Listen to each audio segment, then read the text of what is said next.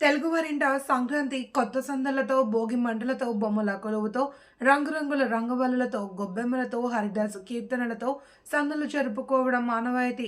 అదే సంబరాలను కొనసాగిస్తూ ఖమ్మం హార్వెస్ట్ యాజమాన్యం ఎంతో ఉత్సాహంగా ఉపాధ్యాయ విద్యార్థుల తల్లిదండ్రులతో సంబరాలు నిర్వహించుకున్నారు.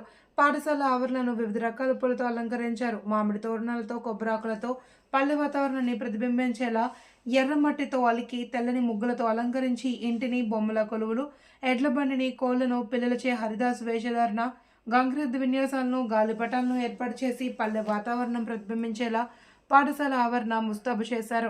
వేడుకలను harvest correspondent Ravi Marut, principal Parvathireddy ప్రారంభించగా భోగి మంటలు వేసి పాఠశాల సిబ్బంది సందడి చేశారు. చిన్నారులకు భోగి పండ్లను వేసి దీవించారు.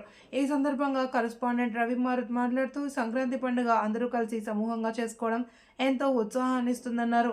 ప్రిన్సిపల్ పార్వతీరెడ్డి మాట్లాడుతూ పర్యావరణ హితంగా ఎంతో ఆహ్లాదంగా పండుగ వేడుకలను చిన్నారులకు తెలియజేశారు.